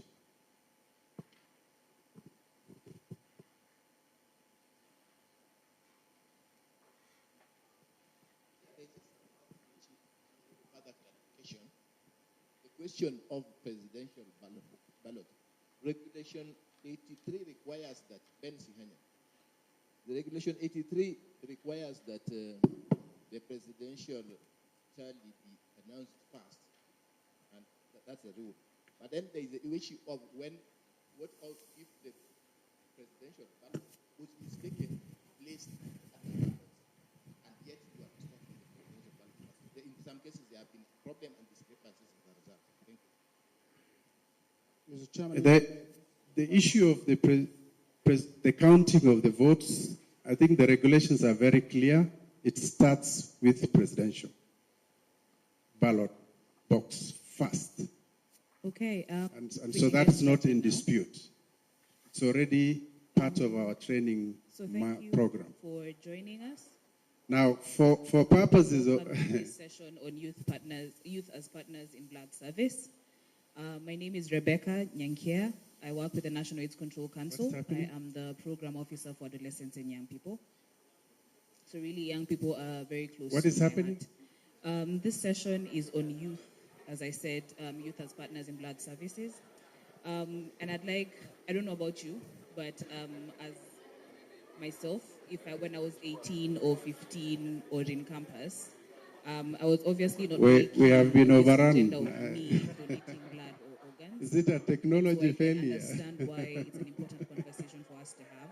Complimentary. So I think it's important for us to figure out how to engage young people more and how to make this an important cause for them, given that they're the largest number. But anyway, if a ballot paper, for that reason, if a that's why ballot we're is here. cast Listen in to the a few wrong of our speakers. ballot No, box, we also have some people joining us. we will not transfer it to the right ballot box. And I think, Owie, you can correct me. That they'll also be able It to is a spoiled, So when we get into the strange, it's strange, to put in their stray comments in the ballot chat paper. so that we are able to If it use is a them stray and ballot we can paper, also it's engage not them counted as a valid So vote. the purpose of this session And that is the procedures that we have. Okay? It's already taken care of in terms of our training. In fact, we have spoiled, So the purpose of this session is that we're going to rejected, of young people. What are some of the challenges that they face in terms of that? you may want to come and elaborate on that, Owie. And how this can be a relevant Okay? conversation for them as I'll well. give you a So, chance to right elaborate now, I on would that. like But to if a invite our first ballot speaker, paper who is not Mr. in Ian its rightful Kimani box, from Pledge 25. then it's not counted as a validly cast ballot paper. Okay? I don't know if Ben, Prof, if it answers. Okay. Marjan? Yeah, I just wanted to say something before Marjan answers. Mr. Chairman, we appreciate the session, and we just want to note that obviously this is a process. We want to make sure that every phase of the process is credible and believable. And I just wanted to raise an issue about procurement, and that concerns procurement for the printing of the ballot papers. We want some more information about where the printing is being done, who is doing it, what company is responsible, and perhaps the ownership of that company. And secondly, the question of the procurement of technology.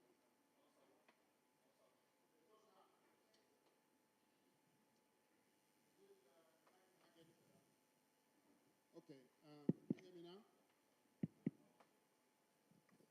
Can you hear me now? Oh, you can hear me now. Now I'll stand up. I just wanted to say, Mr. Chairman, that we appreciate the process of this conversation. Obviously, we appreciate that the election is a process. We want to make sure that every phase of the electoral process is credible, believable, and public. One area that concerns us is the question of the printing of the ballot papers. We want to know who is printing the ballot papers, where they are being printed, and we want to make sure that their custody is secure, and we want to make sure that you can assure us how that security will be given for the ballot papers. It will be important for us also to know who owns the company that is printing the ballot papers. Secondly, it's a question of technology. We understand that Smartmatic is a company that is registered somewhere in Panama, is providing the technology. We'd like to know, again, ownership of the company, the connections to the company that people in this country may or may not have, so that we can be sure that the procurement process is transparent. I think you'll appreciate our concern on this issue. Thank you very much. Thank you. What I would like us to do, Prof, what I suggest we do is let Marjan complete the first set of questions, and then I will invite you, Professor, Chair of the Election Operations Committee, together with the two commissioners, Justice Nyang'aya and Commissioner Masit, recently traveled with a team to the company where ballot papers are being printed. I think then you can share some insight on that after Marjan is done. Okay, thank you. And, Marjan, before Marjan, we come. Well, you want to read from there? Oh, okay. Thank you, Chairman. for the opportunity. But I would like to pass the same to our ICT director. We have got a technical director, ICT, who is here. And I would want him to address himself to the issues that have been asked technically. So please, Mike, come forth and deal with the issues that have been raised.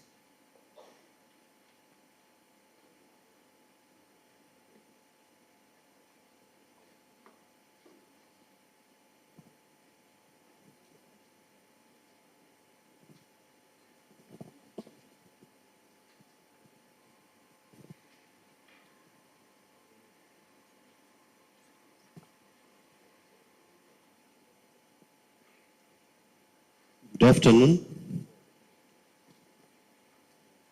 I'll go through the technical questions that were asked. The first one, simulation, that there were some issues raised in the last meeting. It was not user-friendly. Have we addressed? The answer is yes. We've been working with the vendor since 9th to improve on some of the features. For example, it was not clear in each county, in each constituency, how many results had been received so far. That will become more clear in the new version we are working on. Number 2, assurance that the public portal will be accessible. I wish to confirm again, it will be on the public internet, accessible to the media, observers, and the general public. In addition, we are working on the API. Someone asked when you'll have access. We understand you need time for integration of the API. We are working on this, and from next week, we're going to start engaging with the technical representative of all the major political parties, the presidential candidates, so that they understand the technology we are using. We work together on technical issues like API, so that they are ready as well to prepare themselves.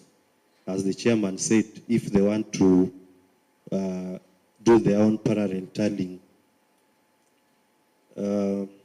I've answered on API. Data migration. There's a question on what assurance that we've migrated and deleted data from the previous vendor after migration to the new vendor.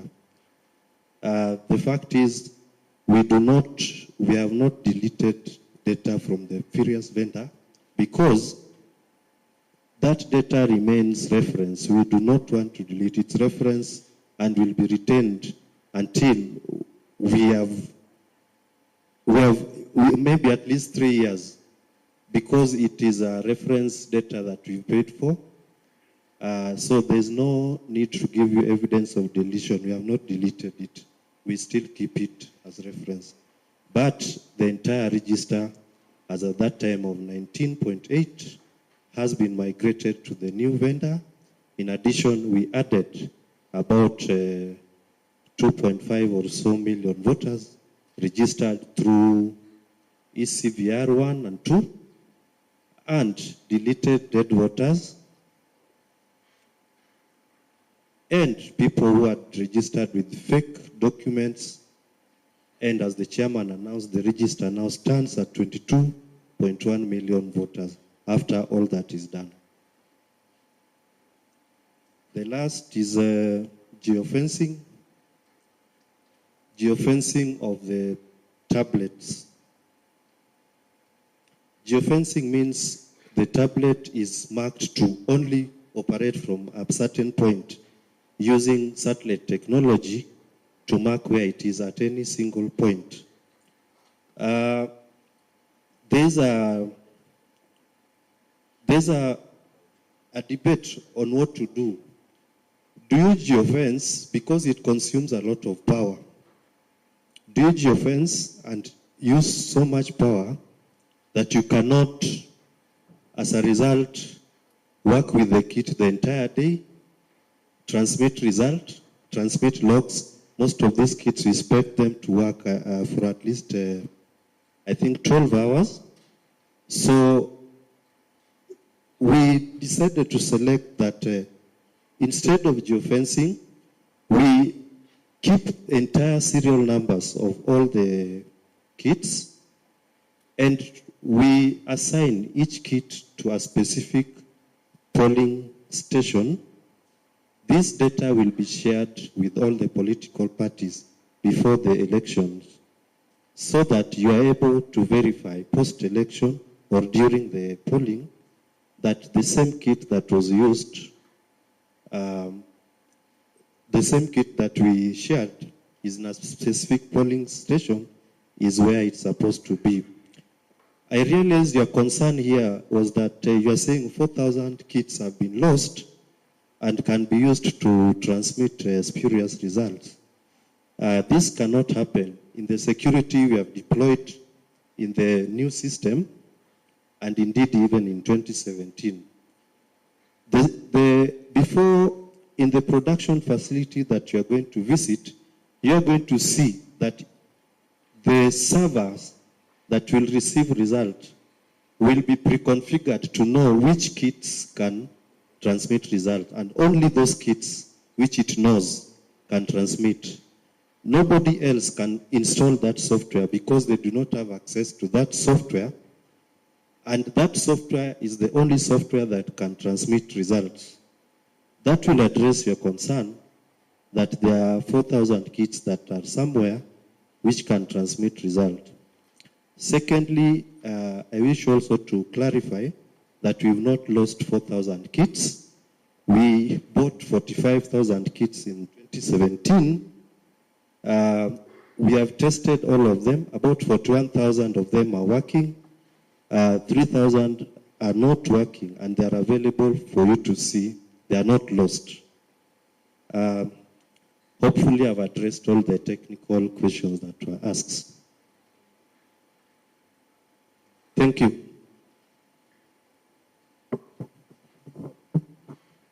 Yeah, thank you, Mike. Prof, the issue of the ballot paper factory. Thank you, Chair. The ballot paper printing farm, Professor Mutua wants to know more about it. We also wanted to know more about it as commissioners because we are not involved in the procurement process, as you may know, as commissioners. And therefore, the commission directed that my committee go and inspect and see and quality assure on behalf of the commission and the people of Kenya that we have the right firm doing the printing of ballot papers and other statutory forms for us. I went with Commissioner Nyangaya. Maybe you stand up, wherever you are. I also went with Commissioner Masit. And so the three of us, and we had two technical staff accompanying us, one from the Directorate of Voter Registration and Election Operations, and another staff from the Directorate of Procurement and Supply Chain Management.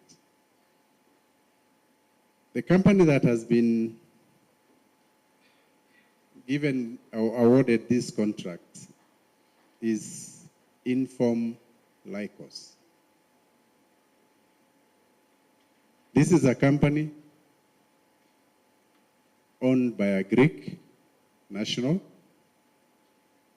It's a company that has been in security printing business since 1897. It is listed in Athens Stock Exchange since 1994. It has a strong European business footprint. It does print works for a number of countries in Europe. In addition, it does work for in UK and also in US. It also does work for institutions and business companies in Middle East and also in Africa. They have 6 production facilities, and these facilities are spread across 3 European countries. We managed to visit 2 of the countries. We visited the main production facility in Athens. We also visited the other production facility in Romania. It employs over 1,400 people. The company produces, or rather measures in financial, does work for financial institutions in a number of European countries, UK and US. They do a lot of digital printing. They do security printing. They are involved in digital transformations. And they also do distribution services. The company is ISO 14298 certified. It is ISO 9001 certified. It is ISO 14001 certified. It is ISO 2701 certified. It is ISO 4501 certified. And it is ISO 30301 certified. It has various certifications for various activities, including security printing certifications. As a commission, we were interested in their preparation.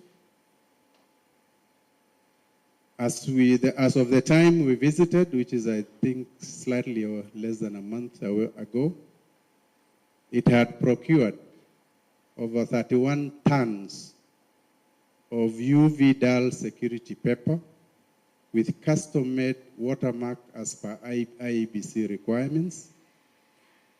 And what they procured is almost 75% of the requirements for the entire printing of the poll materials that we require for the election.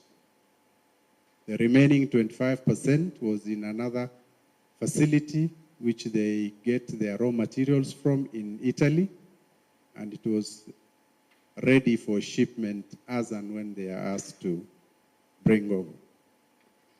They had procured 100% of customization inks required, which were majorly 3 different types of inks, and they had required 100% of what was required for the entire print works. So in terms of capacity, we are very confident that they have the capacity to deliver. I was in the committee that was overseeing print works in 2017 for the ballot papers.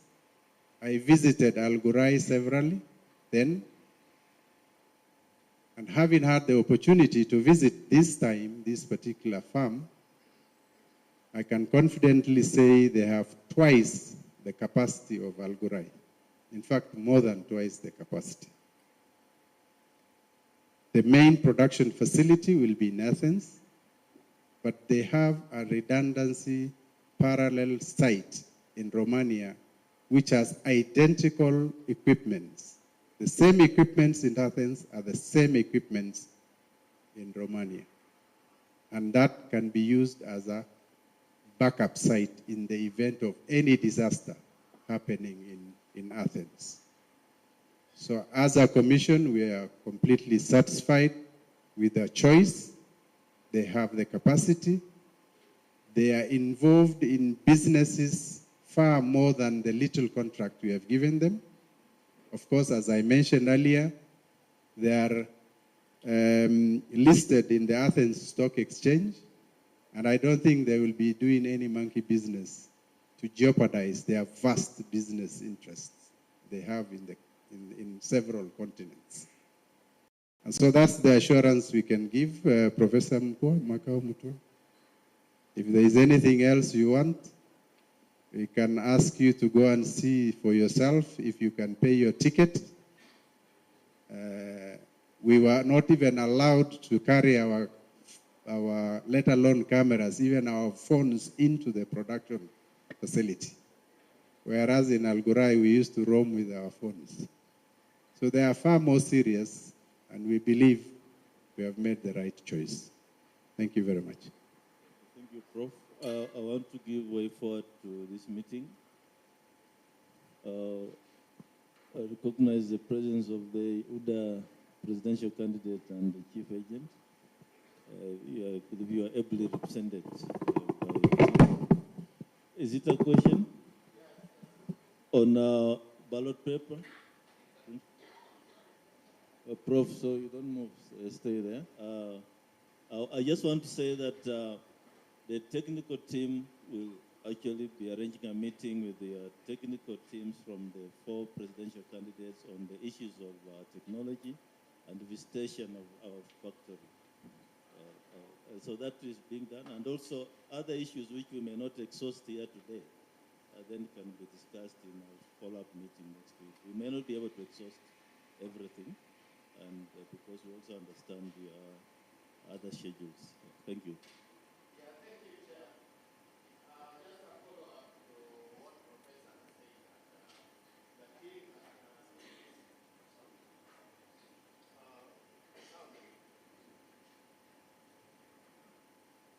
Yeah, thank you, Chair. Now the team that did visit Greece and Romania to check all these preparations, what you say gives us really a lot of confidence. However, we cannot ignore history. This is the farm that in 2019 was linked to the postponement of elections in Nigeria because they were unable to deliver on time.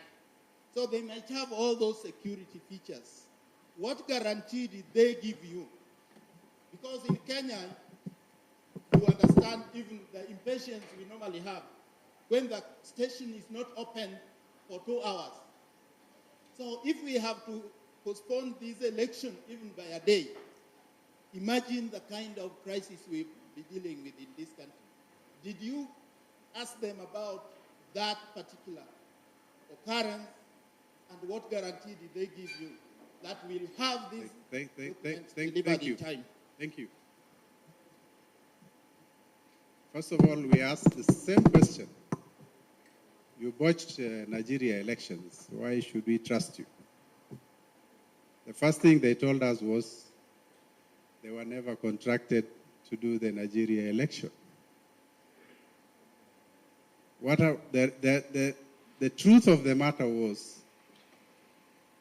the Nigerian Electoral Commission contracted a local contractor who subcontracted a Chinese firm to do the ballot paper. The Chinese firm failed to deliver. And they were only contacted at the 11th hour to help them to print the ballot papers that were used in the finally in the election. So they were not the people who were contracted, who made the election to be postponed. I hope I'm clear, because we asked the same question. The other thing that probably I want to talk about, which I think it was part of the questions that Azimio had forwarded, and by Chairman, Azimio is cleverly sneaking in their questions instead of waiting for a formal response in this forum. I didn't want to stop you from entertaining them, but one of the things is about the security features of the election ballot papers. I sometimes joke with my colleagues from other EMBs in the African continent that our ballot paper, the Kenyan election ballot paper, has more security features than some monetary currencies of some African countries.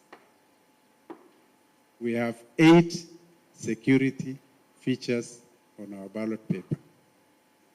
If you want the details, some are visible by the eye, others are invisible, some you need an extra magnifying lens to see, some you need, the UV lights to see. So there are all manner of security features which we can discuss with you, with your teams when you visit us. So our ballot paper, in short, is secure. If you want more details, we'll share with you when we meet the groups, especially when you are going for the factory visit. We can have a discussions around the exact features. We are also cautious not to kuanika nje alafu mnaenda kwa mahali ingine mkatengeza vitu zenu, si ndio? Thank you, Prof. I want us to give closing remarks. I'm aware there are many issues, but we can't exhaust them today. My proposal is that each of the candidates, presidential candidates, should have a technical staff of 2 to meet with our technical staff and deal with the issues that we have not covered here. Number 2, we received a letter from Azimio yesterday. We are going to respond to each and every issue you have raised. And also, because there are matters of public concern, we shall share that with the rest of the candidates and the Kenyans at large.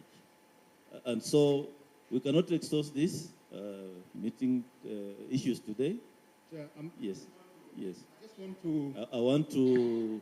I'll give each team a chance to say something, but go ahead. You had given us an assurance, Chair, that you'll give us an opportunity to raise the issue of the personnel of the Commission. So if, Chair, you could allow me, all these things we are talking about, this exercise will have a human element. The Commission has already recruited returning officers both for the county and for the constituencies. It has also deputy returning officers for the constituencies.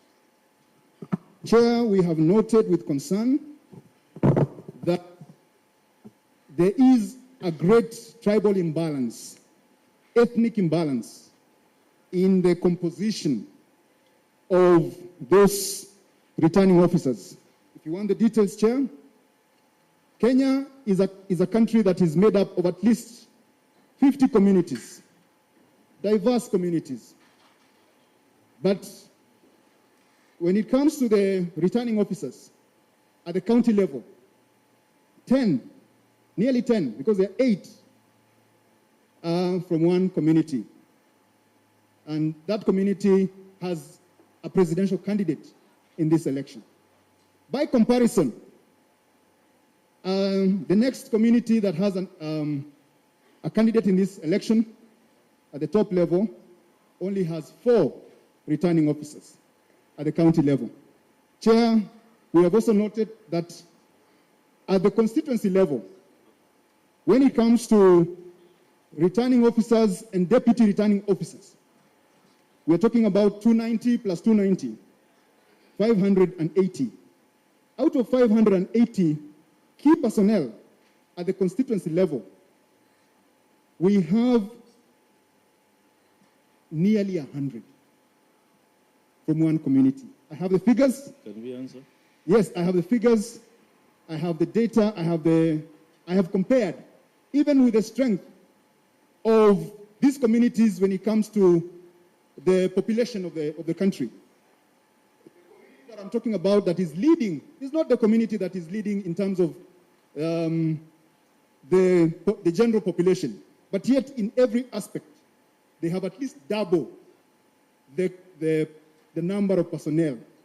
Chair, you will note that these returning officers are the ones who are recruiting the actual personnel that will conduct the election at the polling station level. That is the real theater of operations for this election. And therefore, if we have... we have understood you. Yes, yes. Can we and lastly, on the same issue, we are already receiving complaints.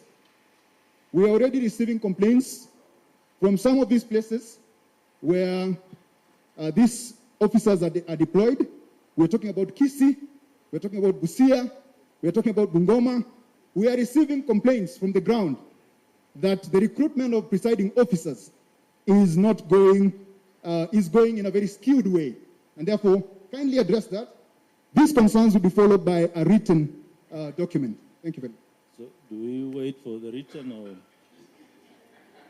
No. You can respond. Yeah. We will still follow it because I've not expressed everything that there is to express because of time. Thank you.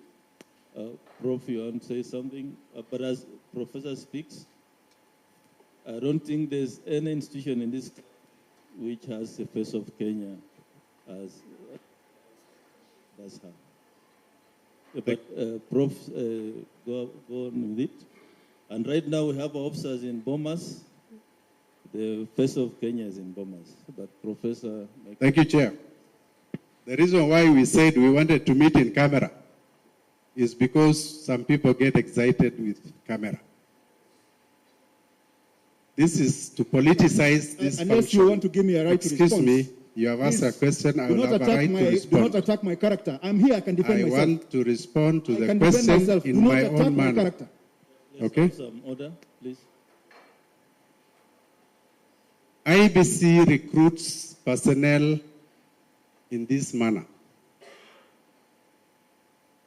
When there is a constituency position, the recruitment is locked to the constituency.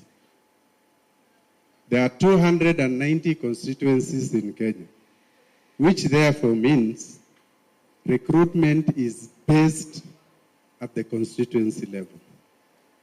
The DRO